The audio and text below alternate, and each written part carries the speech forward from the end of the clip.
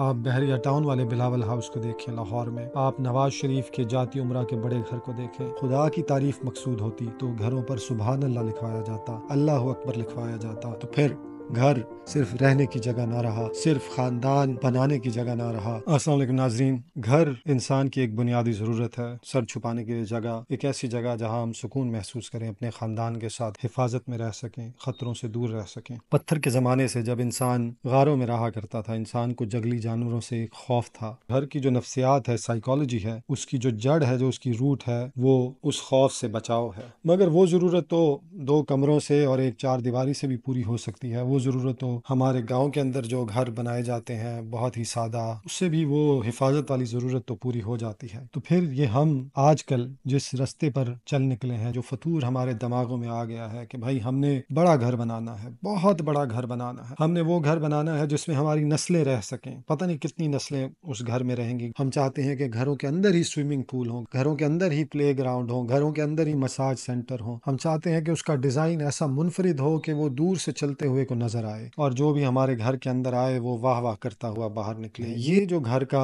نقشہ ہمارے ذہنوں کے اندر، فطور ہمارے ذہنوں کے اندر آ گیا ہے، اس کا تو حفاظت سے کوئی تعلق نہیں۔ تو ہمارے معاشرے کے اندر جہاں 70-80% لوگ خط غربت سے نیچے زندگی گزار رہے ہیں، جہاں کروڑوں بچے اسکولوں سے باہر ہیں، ہزاروں بچے ٹائیفائڈ سے گندا پانی پی کر مر جاتے ہیں، ہزاروں مائیں زچگی کے دوران جان دے دیتی ہیں، جہاں 80-90% لوگوں کو بنیادی طور پہ جو سر چھپانے والا گھر ہے وہ بھی میسر نہیں آتا، وہاں یہ جو دوسرا گھر کا خیال، جو آئیڈیا، جو امیر طبقہ ہے، جو بدماشیاں ہیں اور جو مڈل کلاس ہیں اور اپر مڈل کلاس ہیں، ان کے ذہنوں میں یہ جو گھر کا نقشہ، بےہودہ نقشہ ابھر آیا ہے، اس کی نفسیات کیا ہے؟ میں آپ کو بتا دوں کہ اس کی نفسیات خدائی نفسیات تو نہیں ہے، الوہی نفسیات تو نہیں ہے، اس کی جو جڑ ہے وہ خدا کے احکامات میں تو نہیں پائی جاتی، وہ 100% اس کی جو جڑ ہے وہ شیطانی وسوسوں اور شیطانی افکار میں پائی جاتی ہے۔ سب سے پہلے آپ بدماشیہ کے گھروں کو دیکھیں، آپ بحریہ ٹاؤن والے بلاول ہاؤس کو دیکھیں لاہور میں، آپ کراچی والے بلاول ہاؤس کو دیکھیں، آپ عمران خان کے بڑے گھر کو دیکھیں، بنی گالہ کا گھر جہاں وہ ورزش بھی کر سکتے ہیں، جنگل تک بھی ان کو رسائی حاصل ہے۔ آپ نواز شریف کے جاتی عمرہ کے بڑے گھر کو دیکھیں، ایکڑوں پر پھیلا ہوا گھر جس میں لان ہے، جس میں ہیلی کاپٹر آ کر لینڈ کر سکتا ہے، جہاں شیر، چیتے، جانور، ہرن سب کچھ پائے جاتے ہیں، یعنی گھر کے اندر ہی انہوں نے جنگل بھی بنا دیا۔ تو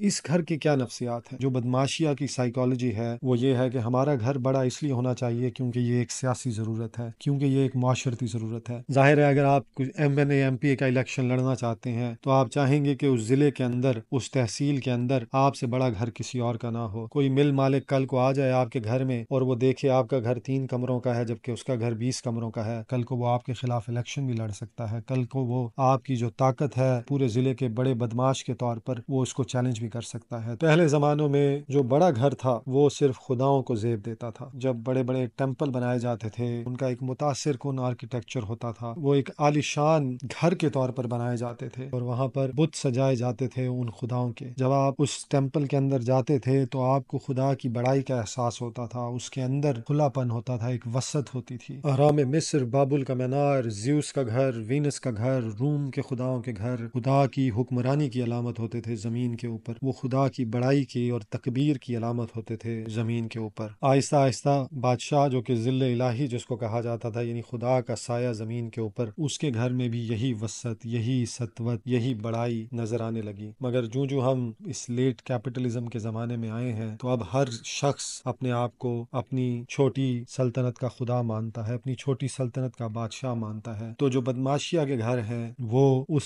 چھوٹی سلطنت کے خدا کے طور پہ وہ بناتے ہیں، اس چھوٹی سلطنت کے بادشاہ کے طور پہ وہ بناتے ہیں۔ ان گھروں سے ان کو اپنی بڑائی دکھانا مقصود ہوتا ہے، اپنی طاقت دکھانا مقصود ہوتا ہے، اپنا تسلط دکھانا مقصود ہوتا ہے۔ اور جو خدا کا اور خدائی کا اور گھر کا آپس میں رشتہ ہے جو کہ ہزاروں سال سے چلا آ رہا ہے، اس کا اندازہ آپ اس بات سے بھی لگوائیں کہ جب بدماشیہ کے لوگ یہ بڑے بڑے کنالوں کے گھر بناتے ہیں، بیوروکریٹ، بزنس مین، مل مالکان، تو اس کے اوپر انہوں نے بڑا بڑا لکھا ہوتا ہے ماشاءاللہ ھذا من فضل ربی عطائے اہل بیت۔ لوگ کروڑوں روپے کے گھر بناتے ہیں حرام کی کمائی سے اور اس پر ایک قرآنی آیت وہ لکھوا کر اس کو مقدس کر دیتے ہیں، اس کو پاک کر دیتے ہیں۔ ان آیتوں کو گھر کے اوپر لکھوانے کا کیا مقصد ہے؟ ان آیتوں سے اصل میں اس انسان کی جو گھر کے اندر رہ رہا ہے، جس نے وہ گھر بنایا ہے، اس کی تخصیص مقصود ہے کہ بھائی یہ ایک خاص انسان ہے اس کو خدا نے خاص طور پر نوازا ہے، اس انسان کی اور اس گھر کی تقدیس مقصود ہے کہ یہ ایک مقدس جگہ ہے، یہ خدا نے خود اس گھر کو، اس انسان کو مقدس بنایا ہے، معاشرے میں قابل عزت بنایا ہے۔ یہ عبارتیں لکھ کر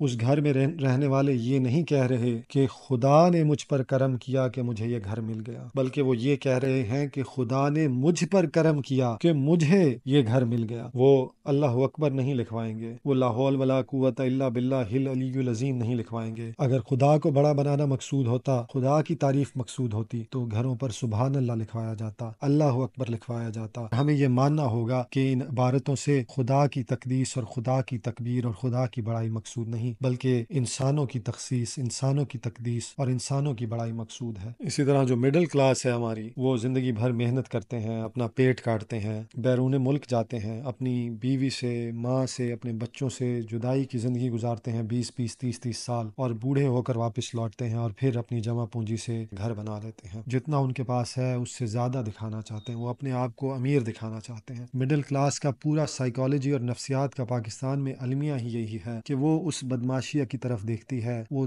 اس بدماشیہ کی جیسا بننا چاہتی ہے، وہ اس جیسی گاڑیاں چاہتی ہے، وہ اس جیسے کھلے ہوادار بڑے امپورٹڈ سامان سے بھرے ہوئے گھر بنانا چاہتی ہے۔ اور ایسا ہمارے معاشرے میں کیوں ہے؟ کیونکہ ہمارے معاشرے میں اتنی بدحالی ہے، اتنی غربت ہے۔ وہ مڈل کلاس کا جو انسان ہے کسی نہ کسی طرح وہ یہ میسج دینا چاہتا ہے کہ ہاں ہمارے معاشرے کے اندر غربت ہے، ہاں ہمارے معاشرے کے اندر بیماری ہے، ہاں ہمارے معاشرے کے اندر لوگوں کے سروں کے اوپر چھتیں گر جاتی ہیں جن کے اندر دب کر بچے اور پورا خاندان مر جاتا ہے، لیکن